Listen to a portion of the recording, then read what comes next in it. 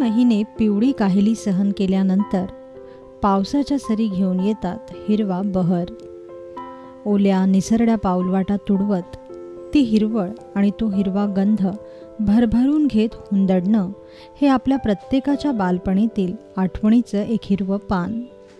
आणि हा हिरवा रंग आणखीन गडद व्हायचा जेव्हा आपल्या पानात आई हिरव्या रंगाचं माशाचं कालवण वाढायची.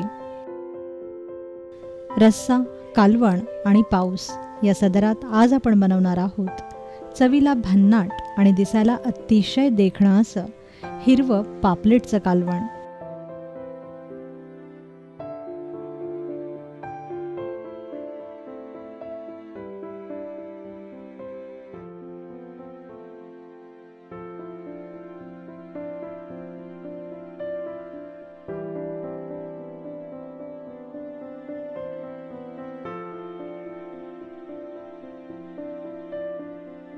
त्यासाठी आपल्याला लागेल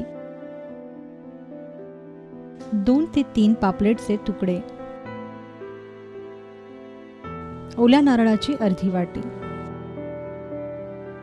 अर्धा इंच आल्याचा तुकडा, 10 ते 12 लसणाच्या पाकळ्या, 2 चमचे धणे, 1 चमचा जिरे, 1 चमचा मोहरी, 8 ते 10 काळी मिरी, 2 चमचे चिंचेचा कोळ,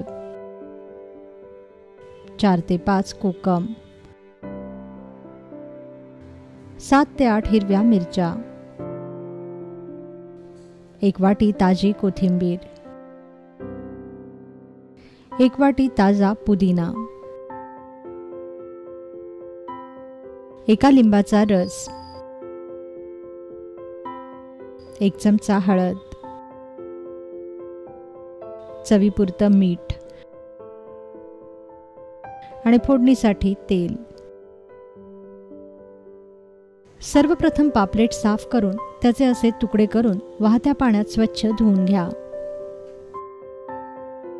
आता धुतलेल्या पापलेटच्या तुकड्यांना मीठ व हळद लावून घ्या. वरून यावर लिंबाचा रस पिळा आणि हे मासे 10 मिनिटं मुरवत ठेवा. यासोबत कोकमही पाण्यात भिजवत ठेवा. यानंतर सर्व मसाला एकत्र करून घ्या आणि यात पाणी घालून याचं हिरवं वाटण तयार करून घ्या.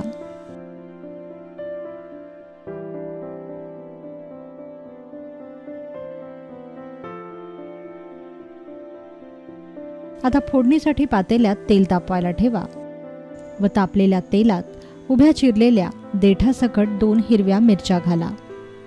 मिरच्या चांगल्या तडतडू लागल्या की मग यात हळद आणि हिरवं वाटण घाला व हा मसाला तेलावर भाजून घ्या.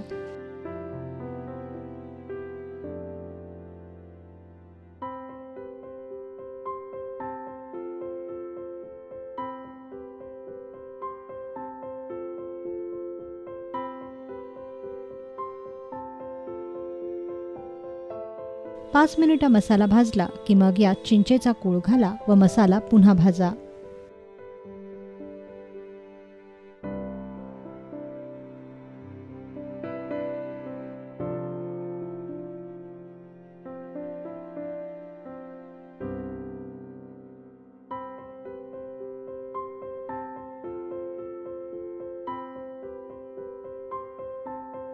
पाच मिनिटांनंतर मसाल्याला तेल सुटलं की मग यात पाणी घाला व वरून या कालवणात चवीपुरतं मीठ घाला.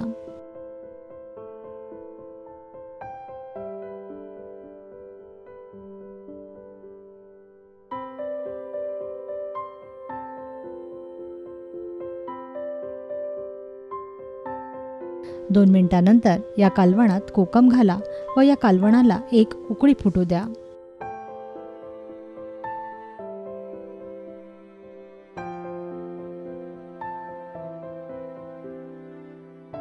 या कालवणाला चांगला फेस येऊन उकळी फुटली की मगच यात मुरवत ठेवलेले पापलेटचे तुकडे घाला व हलक्या हाताने कालवण एकजीव करा.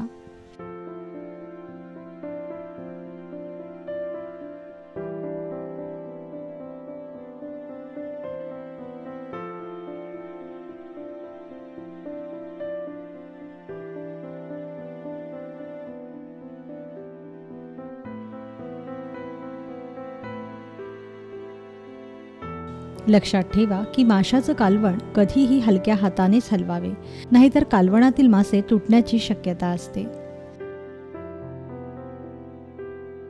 आता मध्यम आचेवर हे कालवण 5 ते 7 मिनिटं शिजू द्या. मासे लवकर शिजतात, त्यामुळे 5 ते 7 मिनिटांनंतर मासे शिजले की समजा तयार झालं पापलेटचं हिरवं कालवण.